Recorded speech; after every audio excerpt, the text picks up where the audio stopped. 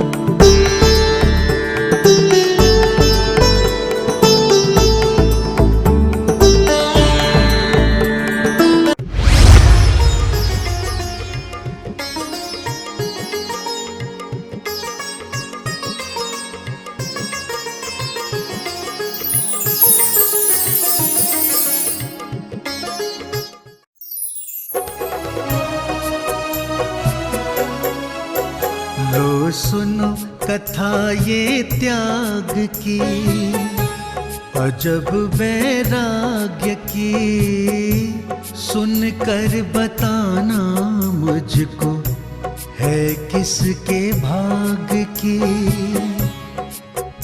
लो सुनो कथा ये त्याग की।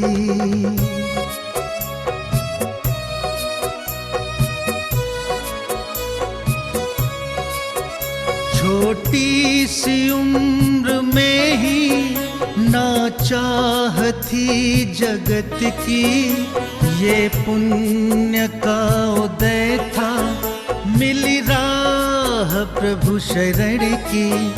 लो सुनो कथा ये त्याग की। पिछले एपिसोड में आपने देखा, चलना विद्या, अब घर चलते हैं, काफी समय हो गया है, मैं तो थक गया बैठे बैठे। नहीं मारुति, अभी मुझे समय लगेगा।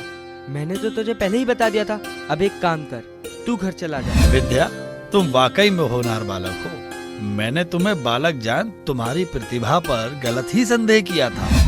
अरे, इसके हाथ में तो भगवान शिव के त्रिशूल का चिन्ह है, तभी ये हमेशा जीतता ही जीतता है। इस चिन्ह को देखकर और विद्याधर की गतिविधियों को देखकर मुझे तो ऐसा ही प्रतीत होता है कि हमारा विद्या आगे चलकर कोई महान व्यक्ति ही बनेगा। जय जिनेंद्र, आज तुम आई हो, मलप्पा जी नहीं आए। आज तो अनंत व्रत की पूजा के लिए उन्हें ही मंदिर आना था। पंडित जी, आज अन्ना का स्वास्थ्य ठीक नहीं था, इसलिए वो नहीं आ पाए, और इसी कारण अन्ना की जगह आज ये व्रत मैंने रख लिया है। अरे विद्या, क्या तुम पैदल गए थे? जी भैया, मैंने सोचा कि आज पैदल चलकर ही जिनेंद्र दर्शन के अनंत सुख की प्राप्ति की जाए। ये तो अच्छा किया विद्या, परंतु इतना दूर चलकर तुम बहुत थक गए होगे। मेरी मानो, कल से मैं चला जाऊंगा। भैया, थकने की बात कहाँ से आई? मैं तो जानकर पैदल ही गया था। आपको तो पता है कि मुझे मंदिर में बहुत ही अच्छा लगता है।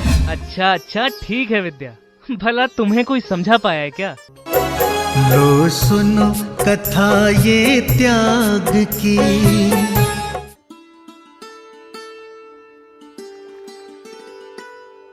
अरे विद्या, आज तो समय से पहले ही आ गए। हाँ पंडित जी, रोज थोड़ा काम अधिक होने से विलम्ब हो ही जाता था। आज समय मिल गया तो थोड़ा पहले ही चला आया, ताकि आपके व्याख्यान से पहले होने वाले प्रश्न उत्तर वाली बैठक में भाग ले सकूं और ज्ञान की वृद्धि कर सकूं। हाँ हाँ विद्या, क्यों नहीं, ये तो बहुत ही अच्छा किया। प्रश्नोत्तर बैठक में मौजूद रहने से अन्य सभी को भी ज्ञान का अतिरिक्त लाभ मिल सकेगा। जी पंडित जी, सही कहा आपने। विद्या के पास ऐसे ऐसे प्रश्न होते हैं जिन्हें हम तो सोच भी नहीं सकते। ये ऐसे प्रश्न लाता कहाँ से है पंडित जी? हाँ, ये बात तो बिल्कुल सही कही तुमने। विद्या का प्रश्न पूछना सभी को ज्ञान प्रदान कर देता है। आओ विद्या, बैठो इधर।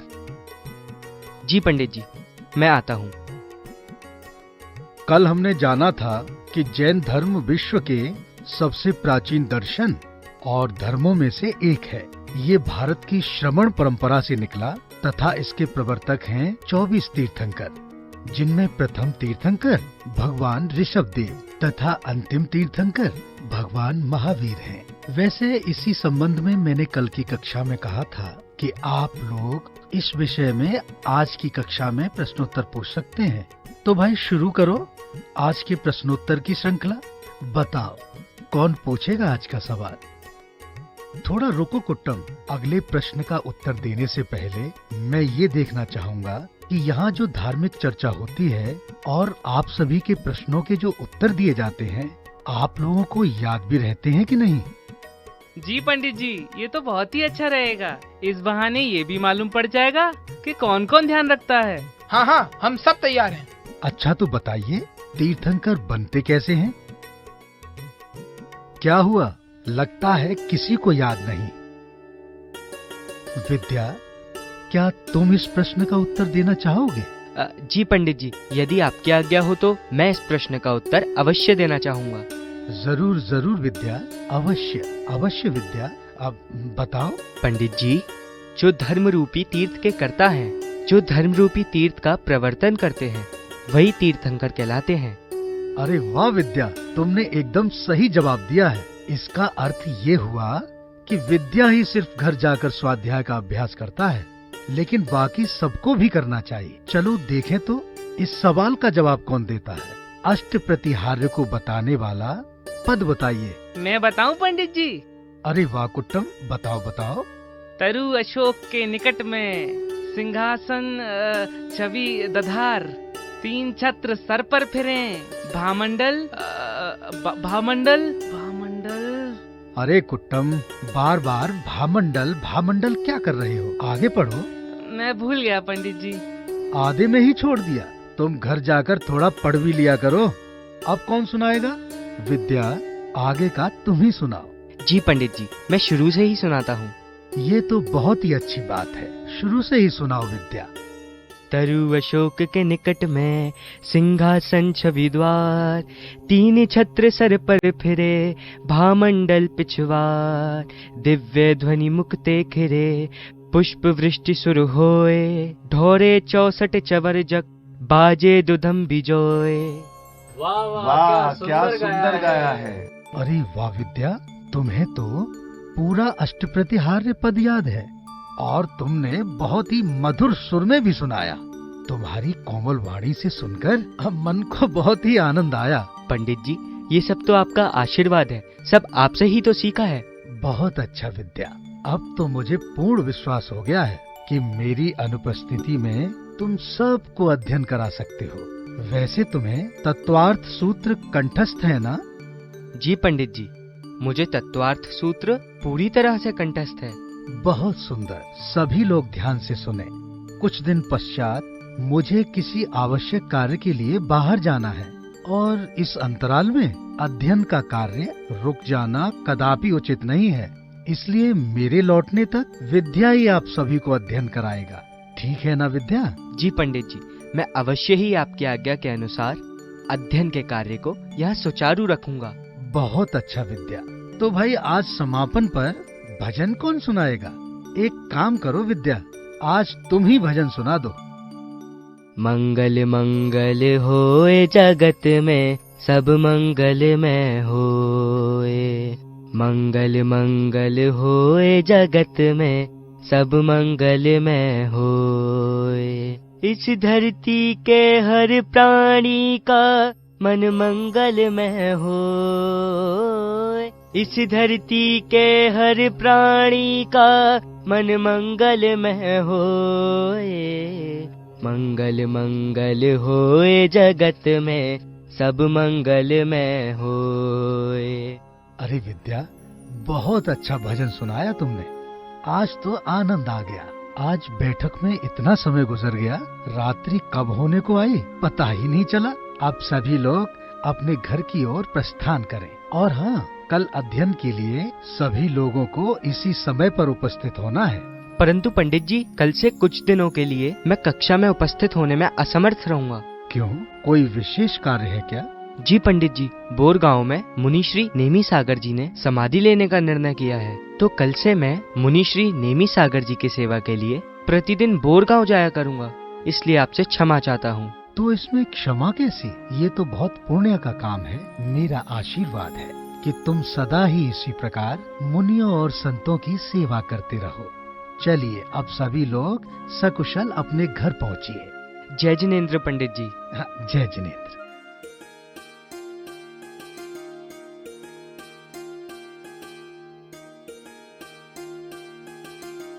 अरे विद्या, रुको। विद्या, आजकल तुम इतनी सुबह कहाँ जाते हो? अन्ना, बोरगांव में मुनि श्री नेमी सागर जी ने समाधि मरण स्वीकार कर लिया है। मैं उनकी ही सेवा के लिए बोरगांव जाता हूँ। ये तो बहुत अच्छी बात है, लेकिन बोरगांव तो यहाँ से 8 किलोमीटर दूर है, तो क्या तुम वहाँ अकेले जाते हो? नहीं अन्ना, अकेले नहीं, मेरे साथ मेरे मित्र मारुति और जिंगोड़ा भी जाते हैं। ठीक है, चले जाओ। लेकिन विद्या, बस इतना ही कहना चाहता हूँ कि साधु संतों का आशीर्वाद लेने में कोई हानि नहीं है, लेकिन अगर थोड़ा पढ़ाई पर भी ध्यान देने लगो तो। अन्ना, मैं आपसे कह चुका हूँ ना, मेरा मन लौकिक शिक्षा में नहीं लगता। मुझे तो अब अध्यात्म मार्ग पर ही चलना है। वो तो तुम चल ही रहे हो, लेकिन इसके साथ अगर थोड़ा। अन्ना, मैं जाऊं?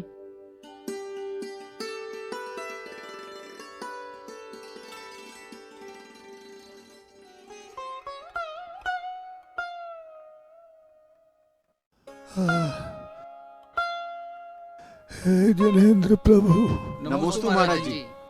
बहुत संस्कारवान बच्चे हैं ये तीनों मित्र हैं। महाराज हे जिनेंद्र देव। नियमित सेवा ओम नमो वज्रायणम।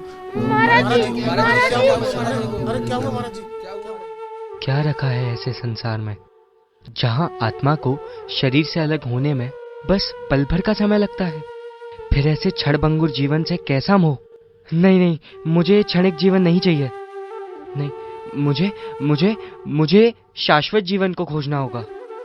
कहते हैं जब कोई चेतना इस अस्तित्व के परम सत्य को जानने के लिए जिज्ञासा से भरती है, तो ब्रह्मांड की समस्त शक्तियां भी उस चेतना का सहयोग करने के लिए अनंत घटनाओं और परिस्थितियों के माध्यम से विभिन्न मार्गों द्वारा उस साधक तक सहायता पहुंचाने लगती हैं।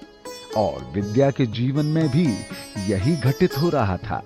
उसके जीवन में अनायास ही ऐसी परिस्थितियां और घटनाएं घट रही थीं जो उसे धर्म ज्ञान और सत्य आचरण में और अधिक प्रतिष्ठित कर रही थीं। मुनि श्री अनंत कीर्ति महाराज की जय। मुनि श्री अनंत कीर्ति महाराज सत्संग की जय। मुनि श्री अनंत कीर्ति महाराज की जय। मुनि श्री अनंत कीर्ति महाराज सत्संग की जय। मोक्ष मार्गस्य नेत्राम भेतारम कर्म भूभृताम ज्ञातारम विश्व तत्वानाम वंदे तद गुण लब्धधे।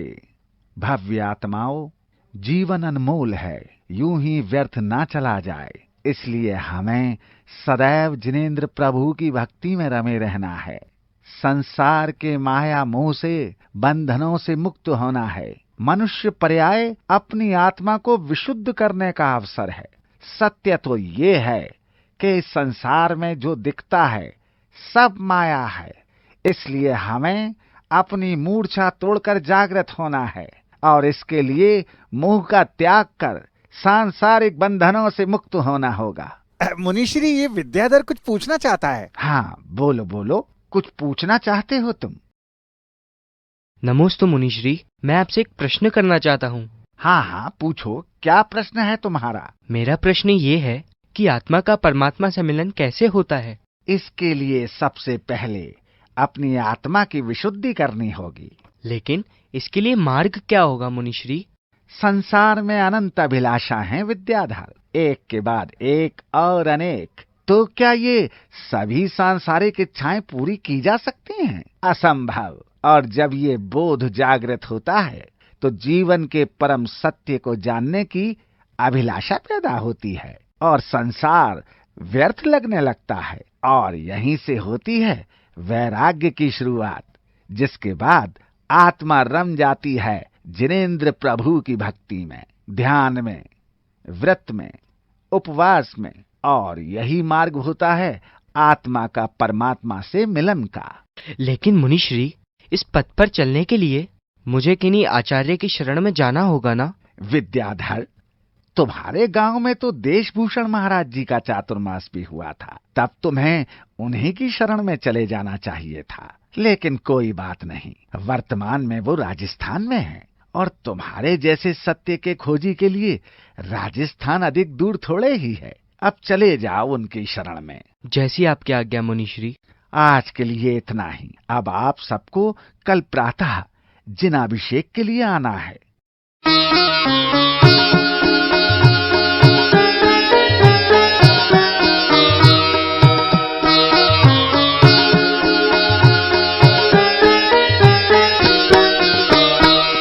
विधि मंगल आरती की जय, पंच परम पद भज सुख लीजय।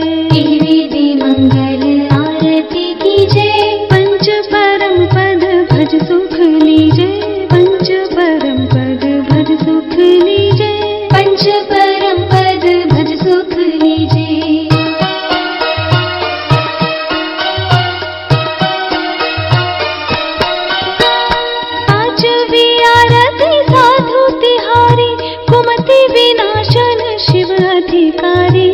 विधि मंगल आरती की जय, पंच परम पद भज सुख लीजय।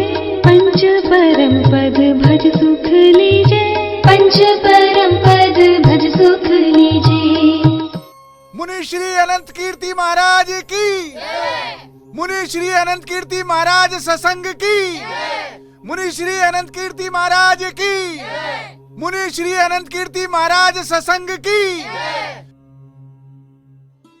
यार विद्या, अनंत कीर्ति जी महाराज ने प्रवचन में बिल्कुल सही कहा कि संसार व्यर्थ है। मुझे तो महाराज की समाधि के बाद ही ये समझ में आ गया था कि सांसारिक जीवन का वास्तव में कोई मोल नहीं है।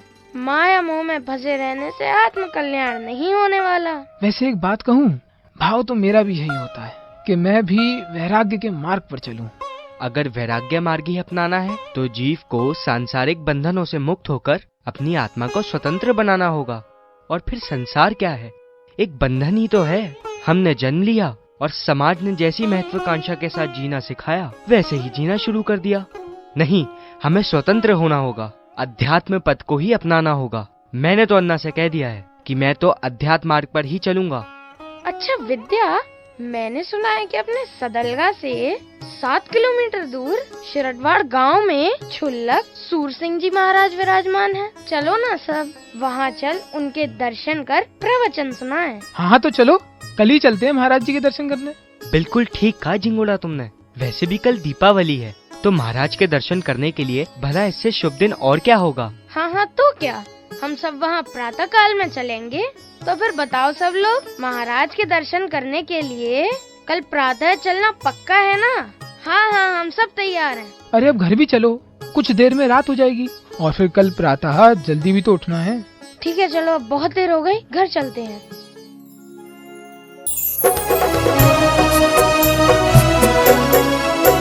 लो सुनो कथा ये त्याग की, अजब वैराग्य की।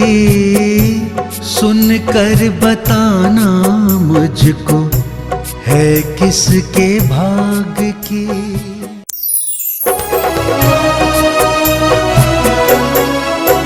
लो सुनो कथा ये त्याग की, अजब वैराग्य की। सुनकर बताना मुझको है किसके भाग की। विद्या ग्रंथ के पुण्यार्चक थे।